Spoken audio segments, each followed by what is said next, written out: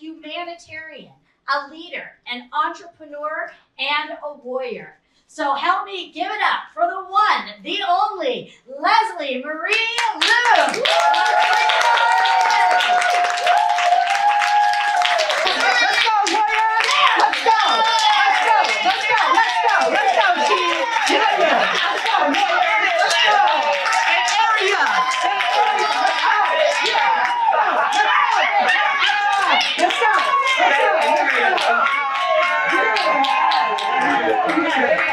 Yeah, thank you. Sorry, not sorry. I always got to represent the Yay area. But San Francisco, the area. Oakland in the back. Woo! All right. As we wait for my link to come up, Clara told you a little bit about me. And what's really exciting is that most recently I was awarded in 2023 as the Asian Women Trailblazer Award. And I was most recently featured in the Washington Post as Global Women to Watch in 2024. Yeah! And thank you, sis.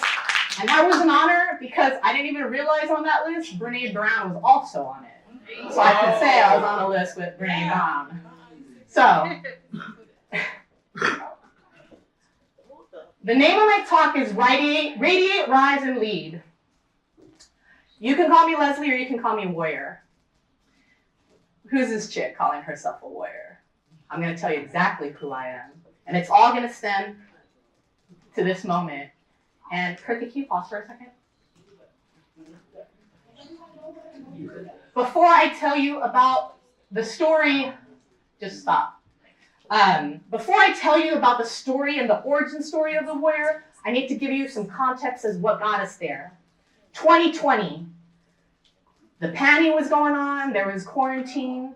6 months before that started, I had lost my sister-in-law to her fight with leukemia. And it was the first time in my life that I ever sat with someone till their very last breath.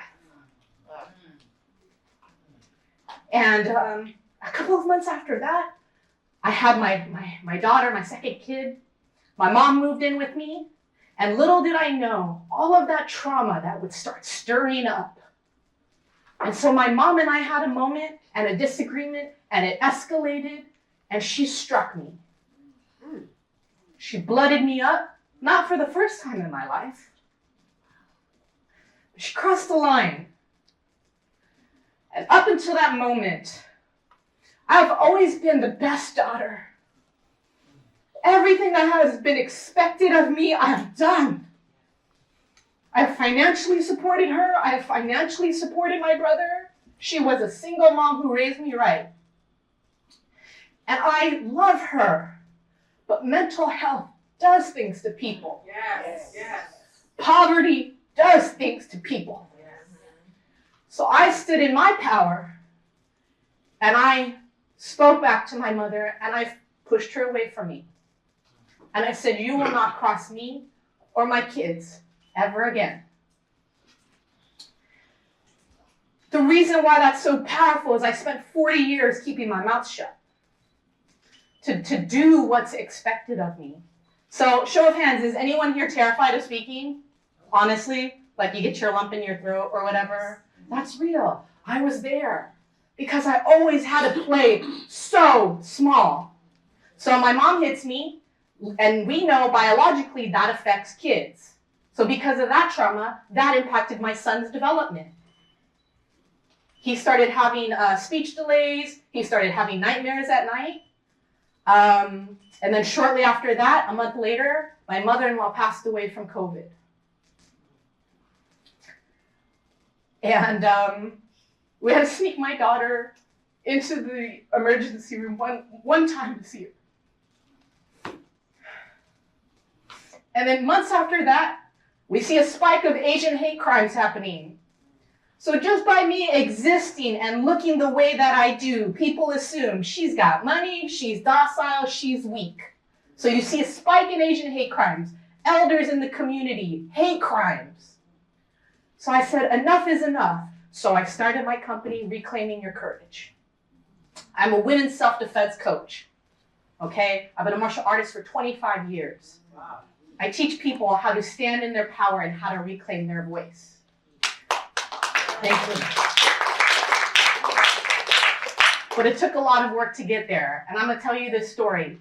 Back in September, my coach and my best friend said, hey, do you want to go to Kenya? And I said, what? She's like, there's this, do you want to be part of this speaking tour? And it has always been my dream to go to Kenya. Ever since I was a little girl, to go on safari. So we get there, and I have no idea what's going on. I don't get told any instructions. I'm on a bus for 4 hours. I get off the bus, and there's dancing. There's girls so happy to see me, and high-fiving me, and hugging me. Like, I am already full of so much love, but Kenya cracked my heart open. So here I am. They turn to me, and they say, you only have 7 minutes to speak. So this question pops up. Who the F am I? Who the F am I to talk to these girls? What right do I have? What message do I bring that would bring them any value? Because earlier that day, they had taken me on tours of the school with girls that have nothing, don't have access to sanitary pads. They are subjected to female genitalia mutilation. There are girls that are impregnated as victims of rape. I'm like, what could I possibly say? I was terrified, even though I'm a public speaker and I'm confident. And so there was a moment right before they announced me where every flashback in my life of you're not good enough, you've got nothing important to say, play small, don't make waves, all of that came crashing down. But you know what? Something clicked, and my higher self was in the back of this field of 1,200 girls. And any of the spiritual folks here know the power of that work, of talking to your higher self, of manifestation, of abundance. So the warrior spoke to me, didn't practice my speech, had no idea what I was going to say. And I stepped onto that field, and I became the warrior. And so I want to show you what happened literally 2 seconds before I was about to throw up. Does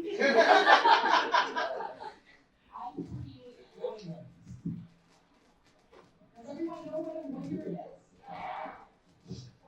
What are some things you think about when you think about warriors? Believe that we should defend ourselves no matter the situation.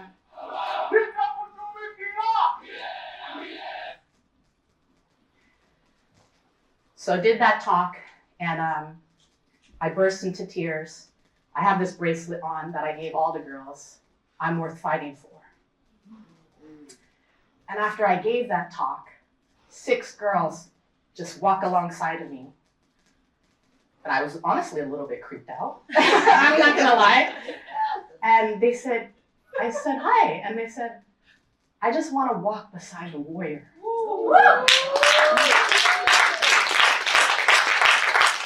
And that's what being your highest self means in life and in business. So for the rest of that week, what you saw is, instead of a crowd of 1,200, in the matter of 10 days, I impacted the lives of 13,000 young people. Yes. Wow.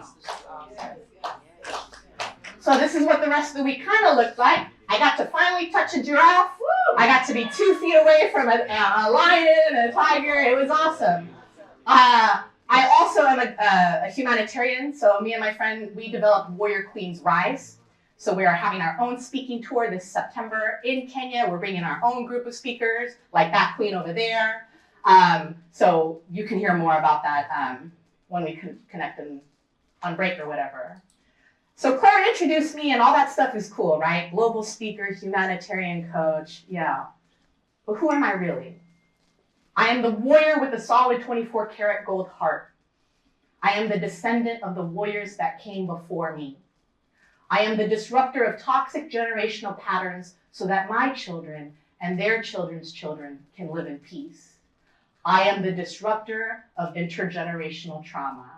I am the catalyst of earth earth-shattering change. All right. Really quickly, what I do is I have a proven framework when I work with my coaching clients. And it involves teaching this very simple principle, because people don't really totally understand what I do, but they understand the power of it because of this one lesson. I said, tell me the differences between a fighter and a warrior.